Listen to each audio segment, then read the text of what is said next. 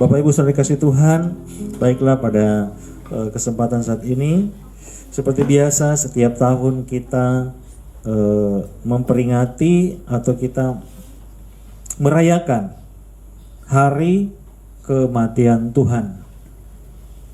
Biasanya kalau merayakan itu kayak yang sukacita ya, merayakan hari ulang tahun, merayakan pesta pernikahan ya. Biasanya itu identik dengan merayakan. Nah, kalau kematian Tuhan itu bisa nggak kita mengatakan merayakan? Merayakan, memperingati ya. Oleh karena itu, setiap tahun kita memperingati, ada hal-hal yang harus kita mengerti. Kita tidak harus datang ke ibadah Jumat Agung itu terus memakai baju duka ya, seperti ada orang-orang yang memakai baju berduka, tanda berduka bahwa Yesus sudah mati ya. Setiap tahun seperti orang yang berduka karena Yesus. Padahal Yesus mati itu kita harus bersyukur. Amin. Kalau dia tidak mati di kayu salib, kita binasa. Ya, itu arti dari kematian Yesus. Nah, Bapak Ibu saudara kasih Tuhan, mari kita sama-sama melihat di dalam kitab Yesaya pasal yang ke-43. Yesaya pasal 43. Kita sama-sama lihat di dalam ayat yang keempat. Tapi sebentar kita akan menyimak dari ayat 1 dan selanjutnya. Tapi kita lihat dulu ayat yang keempat ini, kita baca sama-sama. Yesaya pasal 4 Yesaya yang ke-43. Yesaya pasal 43, kita akan lihat di ayat yang keempat. Kita baca sama-sama. 1, 2, 3. Oleh karena engkau berharga di mataku dan mulia, dan aku ini mengasihi engkau, maka aku memberikan manusia sebagai gantimu dan bangsa-bangsa sebagai ganti nyawamu. Amin. Bapak Ibu saudara dikasih Tuhan, oleh karena engkau itu berbicara kita semua. Oleh karena kita semua berharga di mata Tuhan dan kita ini mulia. Oleh karena itu Bapak Ibu saudara dikasih Tuhan, saya ingin mendorong kita semua bahwa kita ini mulia di mata Tuhan. Amin. Nah, seringkali kita berpikir begini Bapak Ibu saudara, kita mengkultuskan orang-orang ya, sehingga adalah bapak-bapak suci ya, orang-orang suci. Sebenarnya kalau kita lihat dalam kebenaran firman Tuhan, yang dimaksud orang-orang benar itu orang-orang suci, orang-orang yang menerima Yesus Kristus sebagai Tuhan. Amin. Kitalah yang dikatakan orang-orang benar, kitalah yang dikatakan orang-orang suci. Kenapa kita harus terfokus kepada orang-orang yang dulu yang sebenarnya kita tidak tahu juga apakah benar-benar mereka percaya Yesus apa tidak? Orang yang dikatakan orang benar, orang suci adalah orang-orang yang menerima Yesus sebagai Tuhan. Orang yang menerima kebenaran ini, dan kebenaran ini akan menyucikan orang itu. Amin. Kebenaran ini akan membenarkan orang itu. Jadi kita semua adalah orang-orang benar. Artinya kita yang sudah menerima Yesus Kristus sebagai Tuhan, dan kita mau menerima firman-Nya yang adalah Yesus sendiri. Amin. Itulah orang-orang benar. Itulah orang-orang yang suci, sudah dikuduskan ya, sudah disucikan, dibenarkan oleh firman Allah. Kadang-kadang kita berpikir, oh orang-orang yang dulu, orang-orang suci yang dulu, ya kan? Orang-orang benar. Kita belum tahu dengan persis apakah mereka percaya Yesus apa tidak. Sampai nama kita harus mengikuti orang-orang yang dulu, orang-orang yang suci ya. Inilah pemahaman-pemahaman yang harus kita ketahui saat ini Bapak Ibu. Bahwa yang dimaksud dengan orang-orang benar itu, ya saya sudah seringkali memberikan pelajaran ini ke ibadah-ibadah KRW dan ibadah pemuda. Siapakah orang benar itu? Ya. Sehingga firman Tuhan mengatakan doa orang benar dengan yakin didoakan besar kuasanya. Pernah nggak kita berdoa dan Tuhan langsung menjawab? Berarti kitalah orang-orang benar. Amin. Kenapa kita harus tertuju? Orang-orang benar itu orang-orang yang hidup di zaman dulu purbakala. Sedangkan orang-orang benar itu adalah orang-orang yang dibenarkan oleh Yesus Kristus. Amin. Nah, oleh karena itu kita akan mengerti ya firman Tuhan ini. Apa sih sebenarnya arti dari kematian Yesus? Dia mati sebenarnya untuk membenarkan kita. Dia mati di kayu salib itu dia mau mengganti. Ya harusnya kita yang mati di kayu salib. Harusnya kita yang berdosa. Karena kita sudah terbawa dari dosa dari Adam dan Hawa, dosa keturunan. Mari kita lihat di dalam Roma pasal 3. Coba kita lihat Roma pasal 3. Di ayat berapa itu yang mengatakan bahwa kita ini sudah berdosa semuanya. Roma 3 ayat berapa?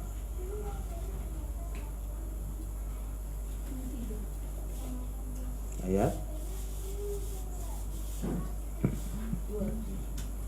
Oke. Sudah ada? Ya, mari kita baca sama-sama ayat ini. 1, 2, 3. Karena semua orang telah berdosa dan telah kehilangan kemuliaan Allah. Semua orang. Begitu juga orang-orang yang hidup di zaman dulu yang mungkin kita menganggap mereka lah bapak-bapak suci, mereka lah orang-orang suci. Semua orang sudah berdosa. Yang hidup mulai dari Adam dan seterusnya itu sampai kepada kita sudah berdosa. Ini firman Tuhan yang mengatakan, bukan saya. Jadi jangan kita beranggapan orang-orang yang dulu ya sudah yang orang yang sudah mati dulu itu orang-orang suci, dikultuskan. Orang yang benar itu orang yang dibenarkan oleh Tuhan. Nah, Bapak Ibu saudara dikasih Tuhan, karena semua tidak ada manusia yang bisa untuk menghapus dosa, ya. Tidak ada satu, sebentar kita akan lihat ya di kitab Yesaya.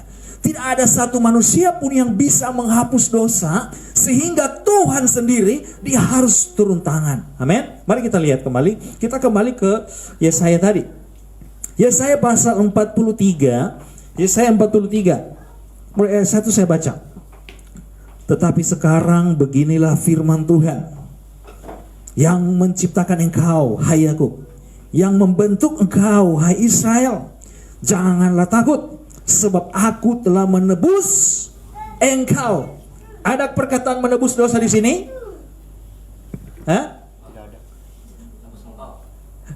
Menebus manusia. Amin. Jadi Bapak Ibu, ini poin-poin juga yang harus kita rubah ya. Kalau ada sering bahkan ada pujian menebus dosa, nggak ada menebus dosa. Ya. Menebus manusia, menebus engkau. Amin. Bapak Ibu harus rubah ya pola pikir. Jangan pikir Yesus datang untuk menebus dosa. Yesus datang untuk menebus kita. Amin. Dosa dihapus. Haleluya, itu yang saya mau. Nah, tapi sekarang beginilah firman Tuhan yang menciptakan engkau, hai Yakub, yang membentuk engkau, hai Israel. Janganlah takut, sebab aku telah menebus engkau. Amin. Haleluya. Aku telah memanggil engkau dengan namamu. Engkau ini kepunyaanku. Bapak Ibu, di zaman ini Yesus belum ada. Artinya begini ya. Maksudnya begini. Yesus belum menjadi manusia. Nah, di sini dikatakan bahwa Allah ini yang menebus. Berarti ya Yesus ya dia sendiri. Allah itu sendiri. Amin. Allah itu ya Yesus sendiri. Karena satu-satunya penebus cuman Yesus Kristus, ya Allah sendiri. Nah, tapi waktu itu dia belum menjadi manusia, belum menyatakan diri sebagai manusia. Ayat 2, apabila engkau menyeberang melalui air, aku akan menyertai engkau. Bapak Ibu, kita menyeberangi air, Tuhan akan menyertai kita. Makanya dikatakan kita nggak usah takut melewati hari-hari ini. Amin. Aku telah memanggil engkau. Udah di mana sekarang? Ayat 2, aku akan menyertai engkau, atau melalui sungai-sungai engkau tidak akan dihanyutkan. Apabila engkau berjalan melalui api, engkau tidak akan dihanguskan, dan nyala api tidak akan membakar engkau. Ini kata-kata kiasan ya. Jangan kita pergi tes taruh di atas api ya. Kata-kata kiasan. Ayat 3, sebab akulah Tuhan Allahmu yang Maha Kudus, Allah Israel, juru selamat Nah, siapa lagi juru selamat satu-satunya? Satu-satunya juru selamat siapa? Gak usah takut, bilang aja Yesus Kristus Tuhan. Amin. Dialah satu-satu juru selamat. Dan di perjanjian lama dia memang sudah ada. Oke. Terus, dan memberikan Ethiopia dan Sheba sebagai gantimu, ayat 4. Oleh karena engkau berharga. Ini yang kita baca tadi Bapak Ibu. Jadi karena kita ini sebenarnya berharga. Ya sama seperti firman Tuhan Yohanes 3 ayat 16. Dia mengasihi karena kasihnya begitu besar kepada kita. Sehingga dia mengorbankan anaknya yang tunggal. Ya. Kemudian ayat 5. Janganlah takut sebab aku ini menyertai engkau. Aku akan mendatangkan anak cucumu dari timur, dan aku akan menghimpun engkau dari barat. Aku akan berkata kepada utara, berikanlah, dan kepada selatan janganlah tahan-tahan. Bawalah anak-anakku laki-laki dari jauh, dan anak-anakku perempuan dari ujung bumi. Semua orang yang disebutkan dengan namaku, yang kuciptakan untuk kemuliaanku, yang kubentuk dan juga kujadikan. Haleluya. Bapak Ibu perhatikan ayat 7 ini. Semua orang yang disebutkan dengan namaku, yang kuciptakan untuk kemuliaanku, untuk kemuliaan Tuhan. Nah, Bapak Ibu kalau kita balik ke ayat 4 tadi katakan bahwa kita ini mulia. Nah, berarti kita yang ada di dalam Tuhan, ya, ciri-ciri anak Tuhan, ciri-ciri orang yang ada dalam Tuhan, ciri-ciri orang yang sudah dibenarkan oleh Tuhan, kita juga akan kelihatan kemuliaan Tuhan. Amin. Ada kemuliaan. Makanya Bapak Ibu sering kasih Tuhan. Kita nggak usah takut, ya, dalam menghadapi apapun, termasuk bagi muda-mudi yang belum memiliki jodoh. Sayang ini sedikit muda-mudinya, biasanya banyak muda-mudi. Mungkin ada yang sementara mendengar. Nggak usah takut untuk jodoh. Karena apa? Ada kemuliaan Tuhan yang akan terlihat dari kehidupan kita, orang-orang yang takut dan cinta Tuhan. Orang yang takut akan Tuhan, maksudnya orang-orang yang cinta Tuhan akan ada kemuliaan. Amin? Ya kan? Kemuliaan siapa? Kemuliaan Tuhan. Haleluya. Ada kemuliaan Tuhan bagi kita, orang-orang yang melayani. Mungkin kita sendiri tidak menyadari itu, tapi orang-orang yang melihat kita, mereka akan melihat, woi, orang itu percaya. Jadi kita nggak usah terlalu mengupayakan fisik kita untuk jadi kelihatan mantap dan lain. Sudah ada kemuliaan Tuhan kok. Kan kalau kemuliaan itu orang bisa silau, ya kan? Silau. Silau men, ya kan? Ada bahasanya silau men. Kalau silau, gigi busuk kelihatan gigi emas. Ya, kemuliaan Tuhan, ya kan? Ada kemuliaan bersinar itu, ya. Orang silau gitu. Ya mungkin wajahnya berlubang-lubang, tapi karena silau jadi kelihatan kemuliaan Tuhan. Tahu artinya? Maksudnya artinya walaupun mukanya mungkin ya tidak cakep-cakep banget gitu, tapi kalau ada kemuliaan Tuhan, oh haleluya, orang akan melihat sebagai satu pribadi yang luar biasa. Amin. Nah, itu maksudnya Bapak Ibu. Kemudian kita lanjut lagi di ayat yang ke-8. Biarlah orang membawa tampil bangsa yang buta sekalipun ada matanya, yang tuli sekalipun ada telinganya. Biarlah berhimpun bersama-sama segala bangsa-bangsa, dan biarlah berkumpul suku-suku bangsa. Siapakah di antara mereka yang dapat memberitahukan hal-hal ini, yang dapat mengabarkan kepada kita hal-hal yang dahulu? Biarlah mereka membawa saksi-saksinya, supaya mereka nyata benar. Biarlah orang mendengarnya dan berkata benar. Demikian ayat 10 Bapak Ibu perhatikan. Kamu inilah saksi-saksiku, demikianlah firman Tuhan, dan hambaku yang telah kupilih, supaya kamu tahu dan percaya kepadaku, dan apa? Dan mengerti bahwa aku tetap Dia. Sebelum aku tidak ada Allah dibentuk, dan sesudah aku tidak akan ada lagi. Ini berbicara Yesus. Bapak Ibu, Yesus itu ya, ini kan nubuatan. Sebelum Yesus tidak ada Allah yang dibentuk. Kemudian sesudah aku tidak ada lagi. Jadi Yesus itu menjadi manusia hanya satu kali saja, Bapak Ibu. Yesus menjadi manusia, Allah dibentuk, itu maksudnya Yesus. Allah yang dibentuk, ya kan? Allah yang menjadi manusia, atau orang mengistilahkan apa? Inkarnasi. Ya, Allah dibentuk menjadi manusia hanya satu kali. Kemudian waktu dia menjadi manusia itu 33 tahun ya, 33 setengah tahun atau 33 tahun lebih. Itu dia menjadi manusia. Itu yang Allah dibentuk. Kemudian setelah dia mati, dia bangkit, dia kembali ke tahtanya di sorga, karena dia Allah. Allah dibentuk, ya kan? Dia kembali ke tahtanya, berarti istilah anak itu tidak ada lagi. Yang ada adalah Tuhan yang Maha Kuasa, Yesus Kristus namanya, yang kita sembah saat ini. Itu maksudnya. Ini kan kita memperingati. Ini kan kita memperingati kematian Yesus. Jadi kita harus mengerti dong. Jangan kita memperingati terus kita tidak mengerti, ya kan? Datang berduka, pakai baju duka, mau menangis karena Yesus mati. Gak apa-apa, ya. Artinya kita mengingati memperingati penderitaan dia, nggak apa-apa ya Bapak Ibu. Tapi yang harus kita tahu saat ini, ya, esensi dari kita memperingati kematian Tuhan itu, Bapak Ibu, ya, justru kita harus menangis karena dosa kita. Amin.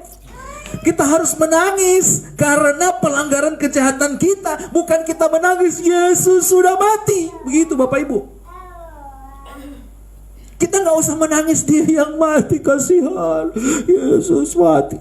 Kita menangis karena dosa kita yang sudah ditebus itu, Bapak Ibu. Kalau itu saya setuju. Kita menangis karena dosa kita yang harus mati di kayu salib. Kok dia yang mati gitu? Kalau itu saya setuju. Tapi kalau kita menangis kasihan Yesus mati, itu salah pemahaman, Bapak Ibu. Yang kita harus menangisi adalah, kok kita yang berdosa, dia yang mati di kayu salib. Kayak ada satu lagi, karena salibmu ku hidup, karena salibmu ku menang, engkau yang berkuasa sanggup untuk melakukan mujizatmu di hidupku. Amin.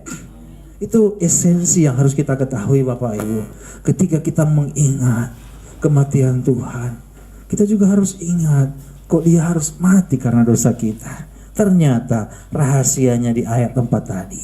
Karena apa? Karena kita berharga di matanya. Kita mulia, Bapak Ibu. Oleh karena itu, ini yang harus kita sadari. Ini yang menjadi pegangan kita, yang selalu kita peringati, supaya kehidupan kita di hari demi hari, ya itu tujuannya itu. Hari demi hari kita menjaga kehidupan kita.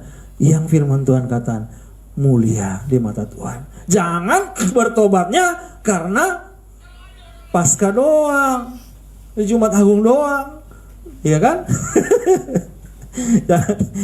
Jangan bertobatnya hanya di perayaan-perayaan itu. Terus hari demi hari itu hidup terus kembali lagi kepada dosa, ya kan? Bukan itu maksud Tuhan, ya kan? Kita akan berarti kita mau menyalibkan dia lagi itu, ya kan? Berarti kita mau dia disalibkan lagi. Ya, makanya Tuhan bilang cuma satu kali. Amin. Itu maksudnya Bapak Ibu yang tadi katakan, sebelum aku tidak ada, Allah dibentuk, dan sesudah aku tidak ada lagi. Tidak ada penyelamat lagi, Bapak Ibu. Cuma satu kali. Dia tidak akan datang lagi sebagai manusia. Dia tidak akan datang untuk mati lagi di kayu salib. Oleh karena itu kalau kita tidak bertobat, kita tidak meninggalkan setiap pemikiran-pemikiran yang salah, setiap kejahatan-kejahatan kita, berarti kita mau dia datang lagi, dia mati lagi di kayu salib, seperti itu. Oleh karena itu ditegaskan di ayat 10 ini Bapak Ibu, kita harus mengerti bahwa sebelum aku tidak ada Allah dibentuk, dan sesudah aku tidak ada lagi, dia tidak akan datang lagi. Cuma satu kali dia datang menebus orang-orang percaya. Dia datang menebus. Sebenarnya bukan hanya orang Kristen. Bapak Ibu, saya akan membuka lagi satu pengertian yang harus kita ketahui. Yesus itu datang ke dunia ini, dia tidak membawa agama Bapak Ibu. Jadi jangan kita berlindung dalam satu agama supaya kita selamat. Apalagi organisasi gereja. Jangan kita pikir karena kita sudah di dalam satu organisasi gereja terus kita selamat. Yang menyelamatkan penebus itu cuma satu. Amin. Siapa? Yesus Kristus kan tadi. Yang menebus kita cuma satu-satunya. Juru selamat cuma satu. Kita yang berlindung di bawah kaki Yesus. Kita yang ada di dalam Yesus, kita yang selamat. Bukan kita yang ada dalam satu gereja. Bahkan kalau saya berpikir begini ya, Tuhan itu adil Bapak Ibu. Orang yang memiliki Yesus dalam hatinya dan dia melakukan perintah Yesus, walaupun dia tidak Kristen, saya yakin dia selamat. Karena firman Tuhan menjamin orang yang percaya menerima dia, tidak dikatakan Kristen Bapak Ibu. Orang yang menerima dia dengan sungguh perkatakan bahwa Yesus Kristus Tuhan, ada keselamatan dalam kehidupannya. Amin. Bukan karena Kristennya. Karena banyak juga orang yang tanda kutip Kristen tapi Yesus aja dia tidak mengerti. Firman Tuhan aja tidak mengerti. Bagaimana dia dikategorikan orang yang dibenarkan? Ya kan? Yang membenarkan itu adalah firman Tuhan ini. Yesus Kristus Tuhan. Ya. Mengerti dan percaya dan menyembah Tuhan Yesus. Dialah orang yang dibenarkan oleh Yesus. Jadi dia mati di kayu salib. Upaya kita orang yang percaya menyadari, ya, harusnya kita yang mati karena dosa pelanggaran kita. Tapi kok dia yang mati? Itu yang harus kita ingat setiap tahun. Itu yang harus kita ingat setiap saat gitu.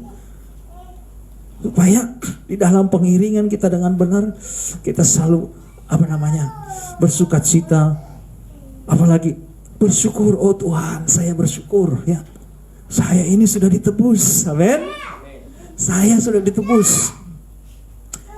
Ketika saya mati nanti, mari kita lihat di dalam Yohanes 8. Ayat ini sudah sering kita baca. Yohanes 8 ayat 24.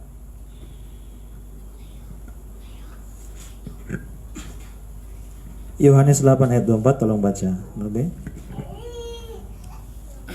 Yohanes 8 ayat 24. Karena itu tadi aku berkata kepadamu bahwa kamu akan mati dalam dosamu. Sebab jikalau kamu tidak percaya bahwa akulah dia, kamu akan mati dalam dosamu. Ya. Haleluya. Yohanes 8 ini mulai dari ayat 1 saja sudah judulnya Yesus bukan dari dunia ini. Karena dia tadi, kuncinya di Yesaya 43 ayat 10. Dia Allah yang dijadikan.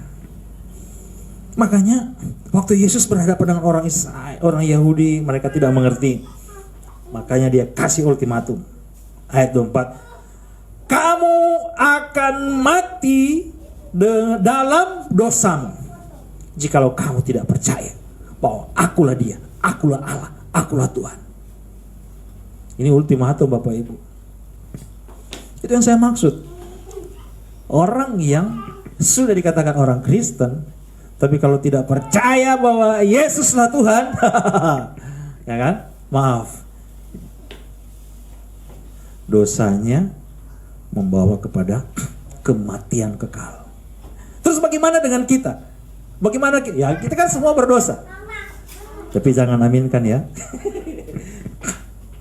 Kita semua berdosa, ya kan? Kita semua sudah berdosa. Kalau kita tidak percaya Yesus, ya sudah, bawa dosa-dosa ini yang akan membawa kita kepada kematian kekal gitu, Bapak Ibu. Tetapi oke, sekarang kita ini berdosa semua. Terus kita percaya, oh Yesuslah Tuhan. Kita pasti selamat. Amin. Kan dosa-dosa kita dihapus sama Dia. Amin. Berarti kita mati tidak membawa dosa. Tapi orang yang di luar Yesus, dia mati, dia bawa dosa itu. Itu maksudnya Bapak Ibu. Orang yang mati dalam Yesus, bertahan dalam Yesus, dia mati, dosanya dihapus. Oh, haleluya Bapak Ibu. Kalau kita mengerti hal ini. Banyak orang meninggalkan Yesus karena mereka tidak mengerti hal ini. Banyak orang-orang percaya yang sudah melayani pun, bahkan sudah menjadi pendeta, tinggalkan Yesus karena mereka tidak mengerti hal ini. Mereka pikir di luar Yesus ada keselamatan. Tidak ada Bapak Ibu. Cuma Dia satu-satunya penyelamat itu, juru selamat. Amin. Kita harus aminkan Bapak Ibu.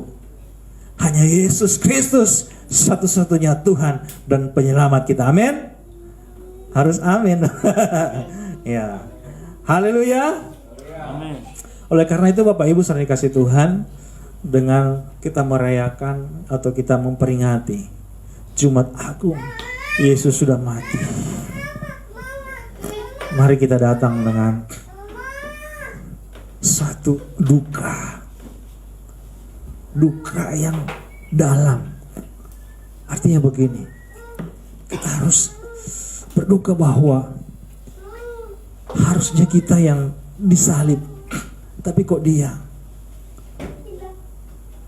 Bahkan ada ayat yang mengatakan bahwa mukanya itu sudah tidak ada bentuk lagi. Kalau film yang sering kita nonton, ada filmnya? Enggak ya? Tapi film itu pun sebenarnya kurang pas. Karena di film itu mukanya masih kelihatan ya kan? The Passion of God ya. The Passion of Christ. Banyak lagi film-film mengenai kematian Yesus. Itu sebenarnya tidak sesuai dengan firman Tuhan Bapak Ibu. Karena di film itu mukanya masih kelihatan. Kalau di firman Tuhan katakan mukanya sudah tidak kelihatan, hancur. Darah itu. Tubuhnya itu lobang-lobang karena cambuk orang Romawi itu. Gitu kan. Beda dengan cambuk, kalau di kampung kan cambuk sapi. Gitu. Satu kali gini, ya. Sakitnya cepat hilang. Kalau cambuk orang Romawi itu jarak jauh. Kayak kail gitu kan. Ada kayak daging yang masuk di itu. Sudah tidak berbentuk. Jadi Bapak Ibu itu yang harus kita hayati gitu. Dia mau berkorban. Dia Allah Bapak Ibu. Dia Tuhan. Ya. Saya sering berpikir begini gitu. Dia mau menebus kita itu dengan dengan segenap keberadaannya Tuhan itu. Dia mau melakukan cara apapun supaya apa? Ya supaya kita selamat. Amin. Dia mau jadi manusia. Makanya kita lihat coba Filipi 2. Coba Filipi 2 ayat 7. Apapun Dia mau lakukan untuk kita. Amin.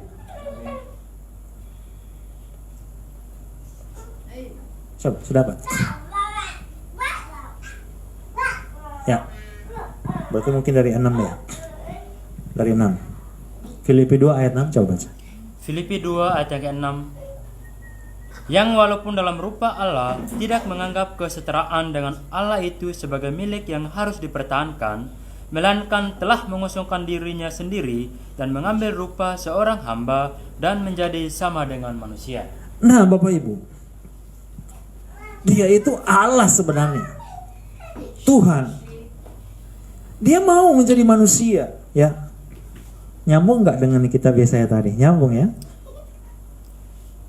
Mengosongkan dirinya sendiri, mengambil lupa seorang hamba. Artinya begini Bapak Ibu, kalau saya renungkan ini, kok Tuhan itu apapun caranya begitu supaya kita selamat, itu aja.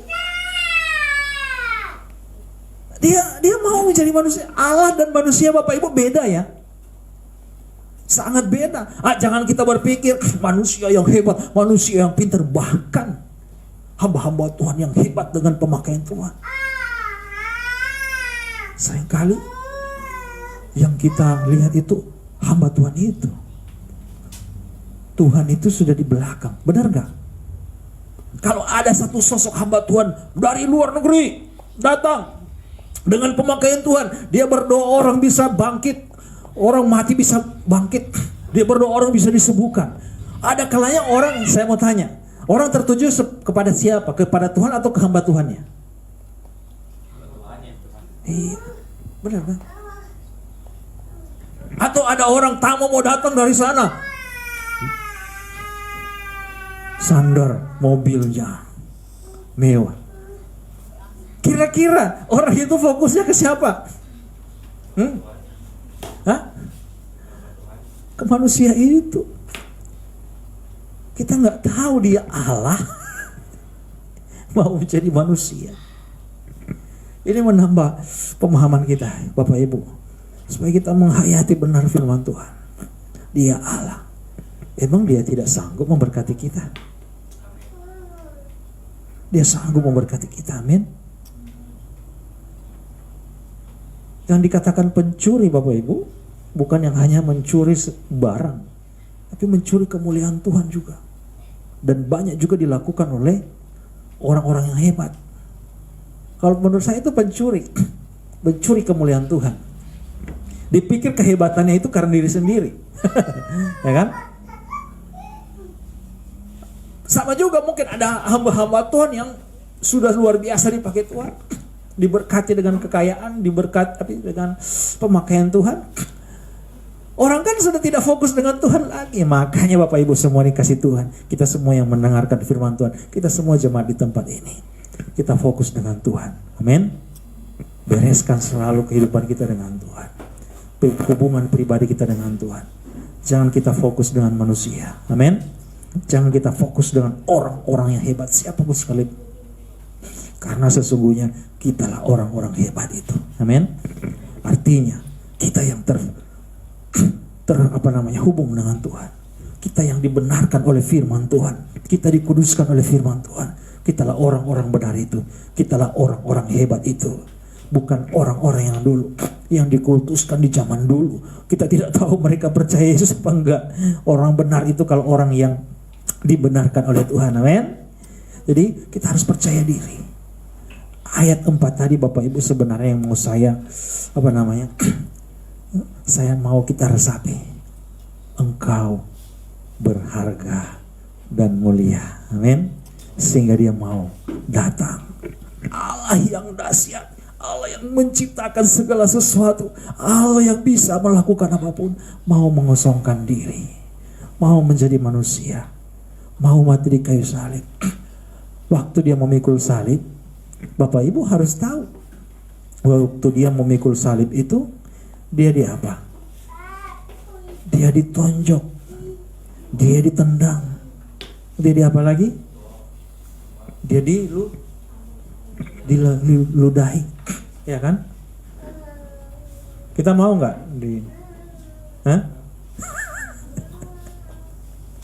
apalagi dia difitnah. Kita pernah difitnah? Pernah?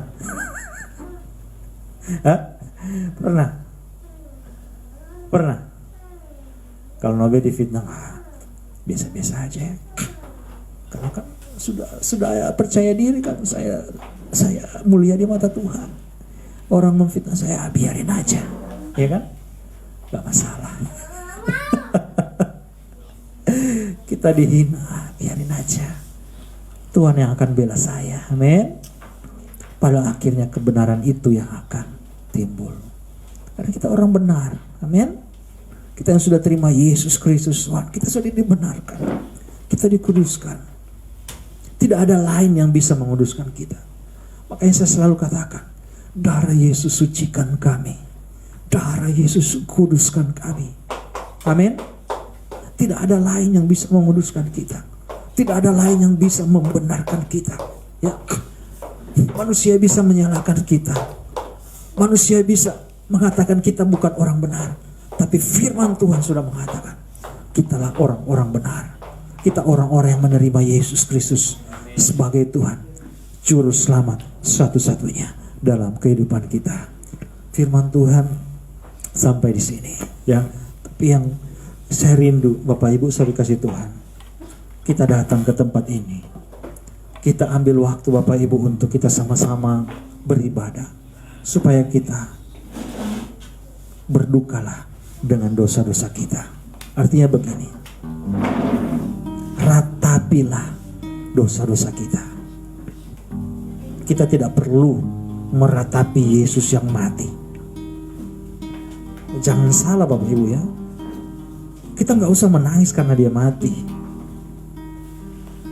Tapi kita menangis kenapa kita yang berdosa harus dia yang mati. Kita gak usah begitu berduka cita karena kita harus berduka loh, ini kematian Yesus. Tetapi kalau kita datang, Tuhan, ternyata aku ini mulia dan berharga. Engkau Tuhan yang maha kuasa, Engkau Tuhan yang bisa melakukan apapun, Engkau Tuhan yang dahsyat. Kok mau menjadi manusia, mau menggantikan saya. Siapa saya? Saya orang berdosa. Tapi firman Tuhan bilang ternyata kita mulia, berharga di mata Tuhan. Amin. Ini Bapak Ibu yang menjadi penghayatan kita di Jumat Agung kematian Tuhan pada saat ini. Sampai berjumpa lagi di Paskah nanti, hari Minggu nanti, kita akan semakin dalam lagi merayakan kemenangan Yesus Kristus. Dan kita juga orang-orang yang percaya, orang-orang yang ada dalam Yesus selalu mengalami kemenangan. Amin. Oh haleluya, haleluya, haleluya. Karena salibmu ku hidup, karena salibmu ku menang. Engkau yang berkuasa, sanggup untuk melakukan mujizat. Karena salibmu, karena salibmu ku hidup, karena salibmu ku menang. Engkau yang berkuasa, sanggup untuk melakukan mujizatmu di hidupku. Mari kita semua bangkit berdiri. Haleluya, kita renungkan kebenaran firman Tuhan pada saat ini. Haleluya, Yesus. Karena salibmu ku hidup. Dengan sungguh-sungguh kita katakan, karena salibmu ku menang. Engkau yang berkuasa, sanggup untuk melakukan mujizat. Karena salibmu, haleluya, Yesus, Tuhan Yesus. Siara bara bara bara bara bara, siara bara bara bara, siara bara bara bara. Untuk melakukan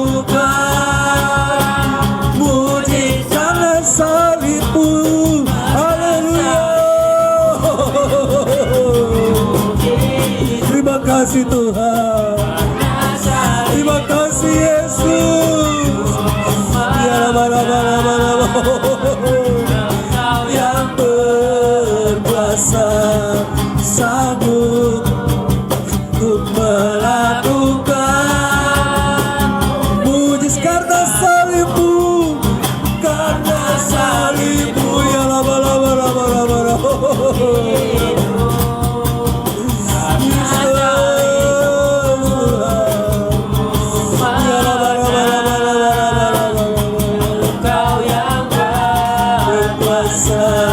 Sanggup melakukan mujizatku di hidup. Mari kita menyembah Dia. Kita menyembah Dia, Bapak Ibu. Haleluya, haleluya.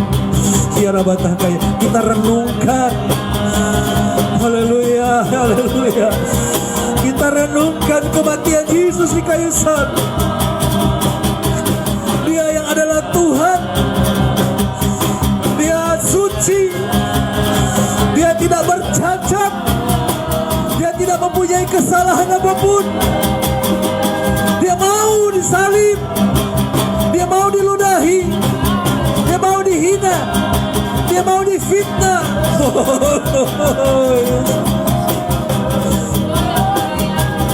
Hanya satu tujuannya, untuk menyelamatkan kita, menebus kita. Dia mau menanggung dosa-dosa kita. Dia menghapus dosa kita supaya kita selamat hidup yang kekal.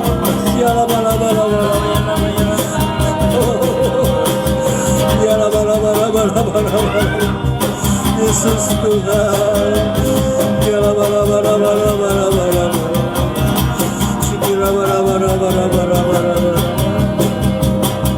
Terima kasih Tuhan. Terima kasih Yesus. Ya rabataka ya shikaraba. Ya rabarabara. Biarlah dengan Jumat Agung ini, Bapak Ibu, kita selalu renungkan bahwa Dia mau mati untuk kita. Tapi juga harus kita ketahui bahwa kita sudah ditebusnya. Yang harus kita lakukan sekarang, menjadi anak-anak terang. Kita hidup di dalam terang Kristus. Selalu taati apa yang Tuhan Yesus katakan. Itu akan membuat kita naik terus. Kita akan naik terus, naik. Ya rabataka ya. Dan kita akan alami janji-janji Tuhan yang pasti.